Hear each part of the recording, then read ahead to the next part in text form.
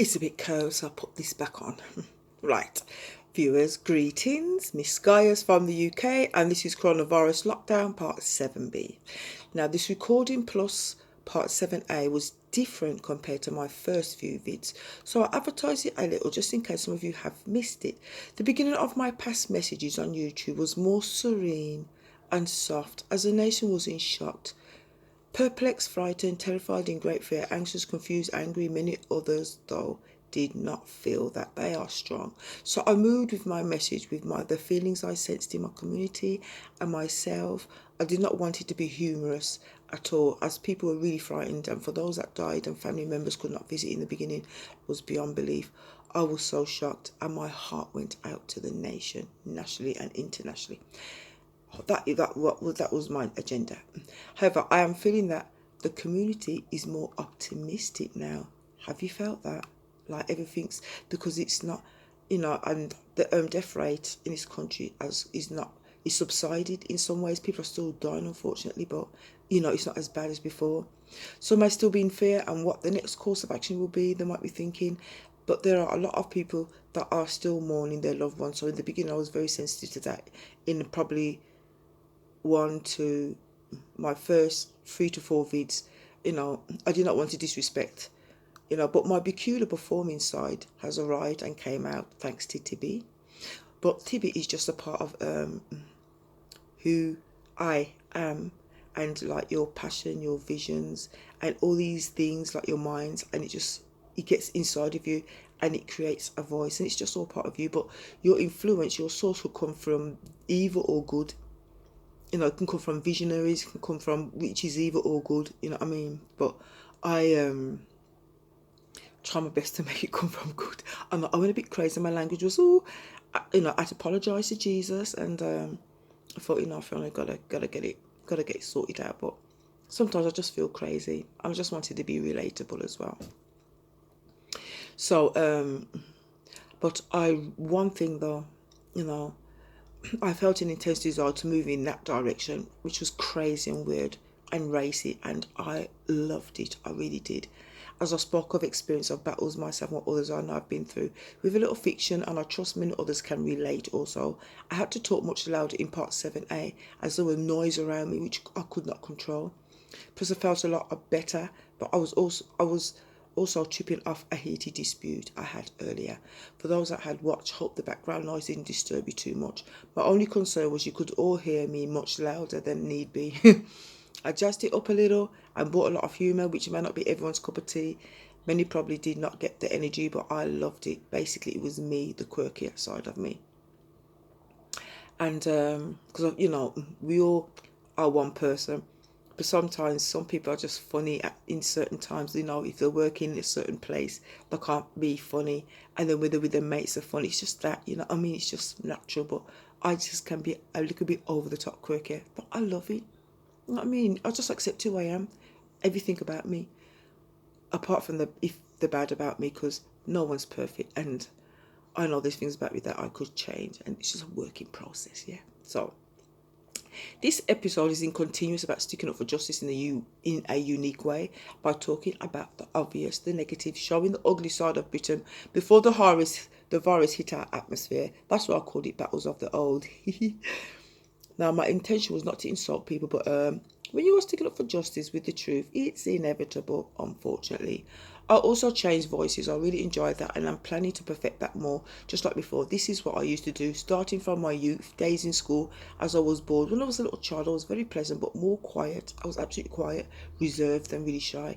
But as I grew older, I used to mimic voices just for fun, in regards to how others speak. I mimic cartoon characters, as I love their voices, and also mimic singers a lot. And trust me, I used to take the piss out of myself regularly too. My philosophy is this: if you can't take the mick out of yourself, don't do it to others. Some used to say, don't put yourself down, but I just don't take myself too seriously. But I take my life and health more seriously, even though I do have 1 or 2 bad habits. So even though I love myself, and it's not A-class drug, honey, okay? If I don't, I do love myself, and if I don't, who will? Apart from God and those that know me knows how much I love children, little sweeties and babies. So I was echoing how I know others feel about them playing up on the bus and the words they use to describe them. My only thing is that when they cry throughout the journey, it can be very tiring. But I know these little sweeties can't help it if they naturally cry a lot. And when your journey is all over and you reach your destination, remember this can happen. Coming off the bus can be very traumatic because some coming off behave rather dramatic. No worries, you will eventually come off the bus, mate. Like the rest of us, you're just going to have to wait. You're not the only one that don't want to be late. When you finally come off, you be like, great, so you're off. Ah, thank God I'm free and thank God I can see.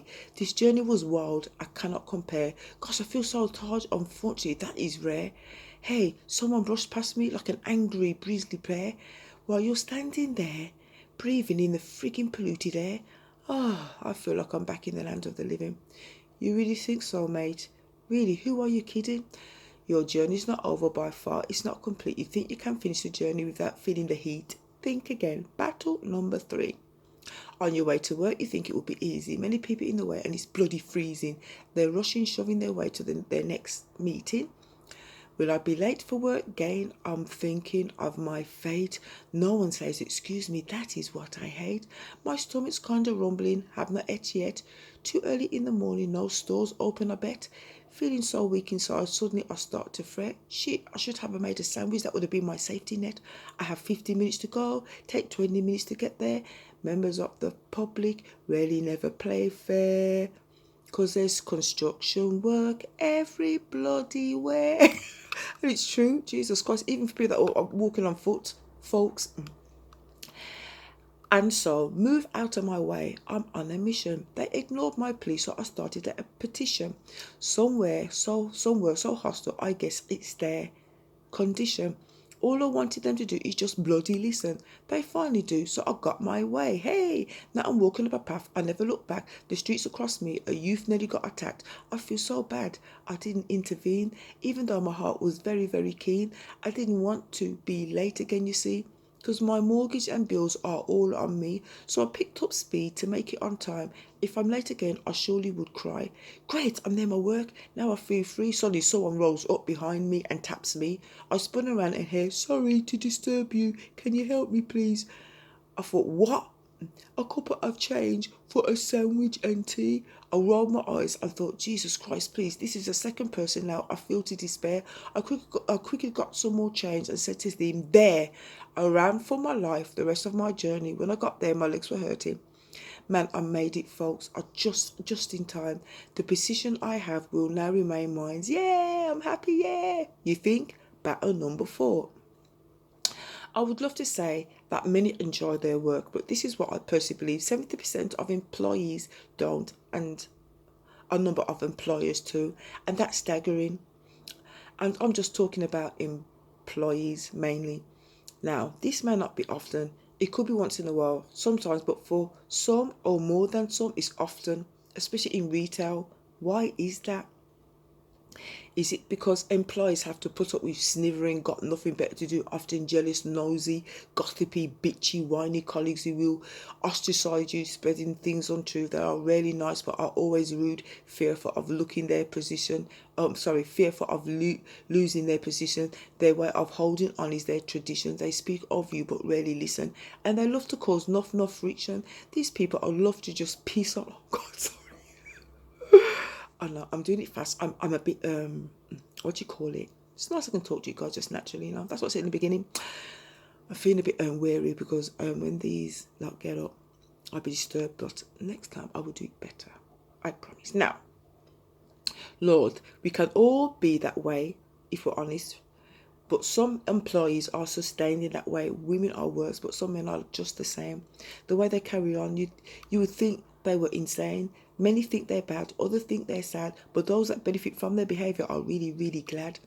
Now, you will always have those employees that everybody or almost everybody hates, and when you see them, he or her, the atmosphere literally changes. I think of that music in Jaws. You know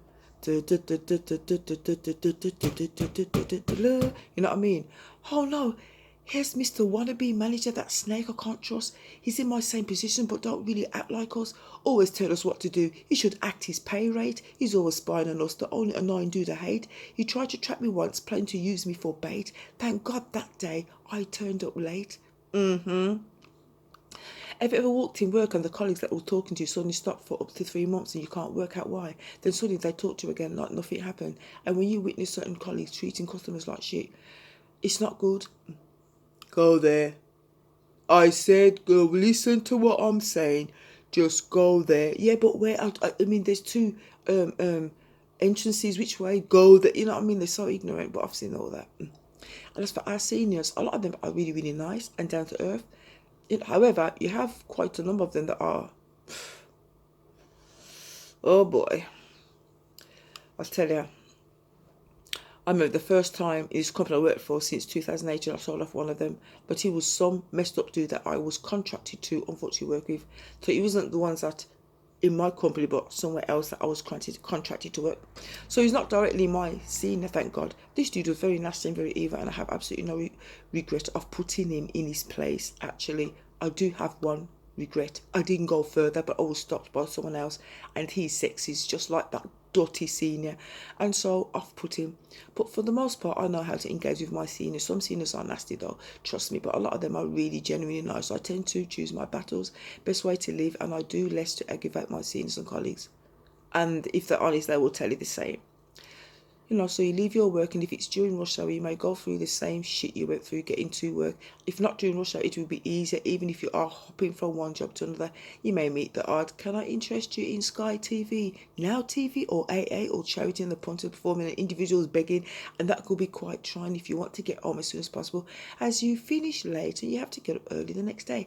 If you drive in and you park your vehicle where you are allowed, you should escape the ticket office or enforcement officer. In London, they're rough. No wonder there are motorist enemies, number one, that are unjust in the West Midlands.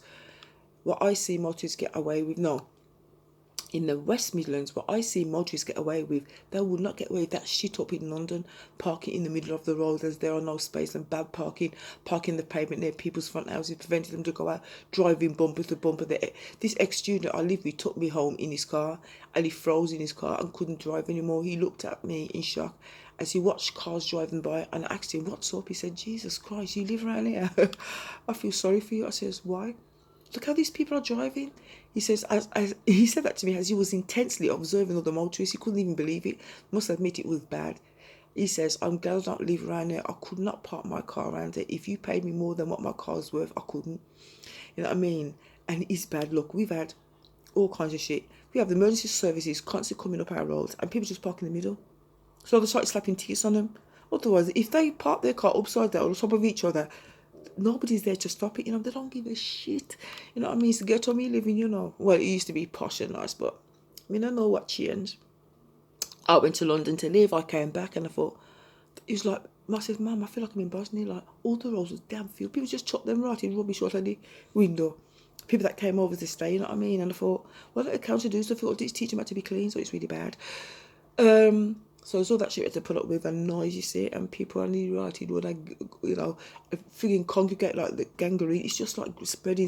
First you have 5 people, then 10, then 20, then 50. I'm thinking, what is this? You know what I mean? And ladies, like myself, when I get by, it's like, I don't even bother, because, you know what I mean?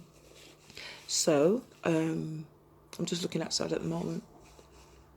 It's beautiful. Well, it should be beautiful. Yeah, so it's really, really bad. And, we've had fire. We've got a massive field at the back of our house, and we've had fire. And somebody set on fire, and the whole sky went black almost. And so the police came and evacuated the whole street. We've had car bombings after car bombings. We had the bomb squad. We had the police. We had the. Sometimes I come back from work, like I do a 12-hour shift. I'm coming back to the police, and they say, "I'm so sorry, dear. Where you going?" I say, "I'm going on this road." And they go, "I'm sorry, you can't," because they blocked it, and a car ran into a shop, and the man was there. Our area has just become fucked up. Pardon me, French Lord. Just become messed up. So it's very, very, very trying. You know what I mean? And all that shit is stop, you know. No, as soon as things were slightly lifted, some people's parked. So I said to them, look, man, don't park in the car, because there's always ambulance up there.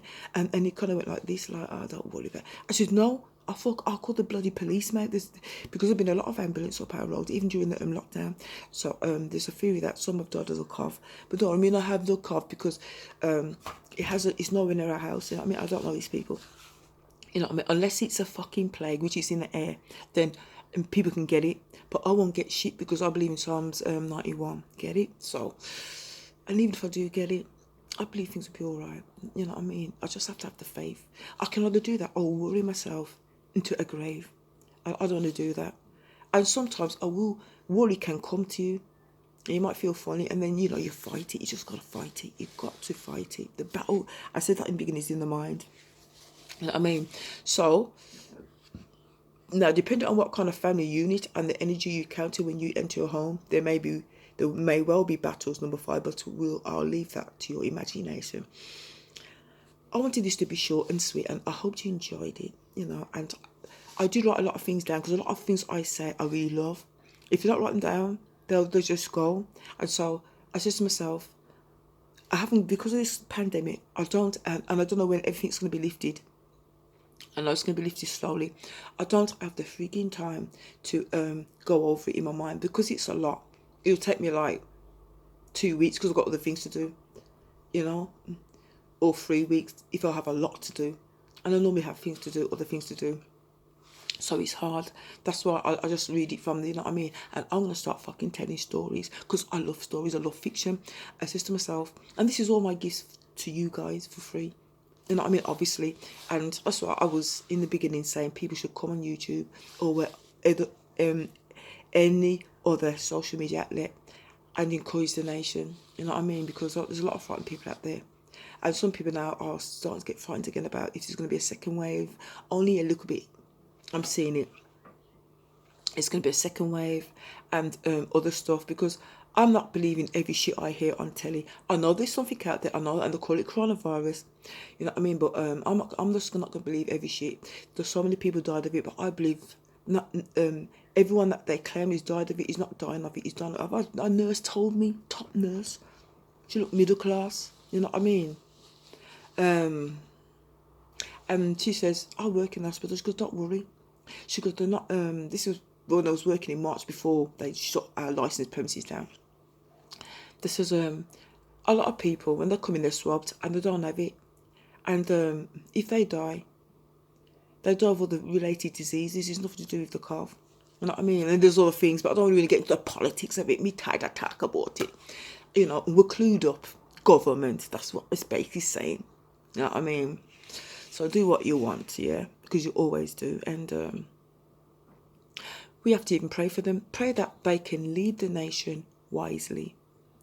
And that they would have a good heart, that's important, and mercy. Okay, so I can just change that because I didn't read much. I just wanted to write a certain amount, but I put the third one before this one, so I'm going to log off now. And I'm so glad I got over this. I wanted to go out, but it's hard now, but I'm going to definitely be going back to work anyway for 2 weeks, see what happens after. So if I'm going to continue being in employment, the woman art though, it might take longer, but I don't want that because I've got so much great ideas for women, and it's not men bashing. So if you want to hear that, then don't listen to me. It's about you. And yes, there will be some negatives about women and men, but little, because both genders are important in this world. They're important, and God loves them very much. You know what I mean? So take care now, and what's that saying? Stay safe. I could still say that now because people are still dying, but not that many. And stay safe and hit social media to encourage people. You know what I mean? Because it's it's good when you can do that. I love encouraging, but I do it in a weird way. And sometimes it might not appear encouraging, but it is. Take care. God bless you. I'm glad I finished this before and they come down. I can hear them. So thank you.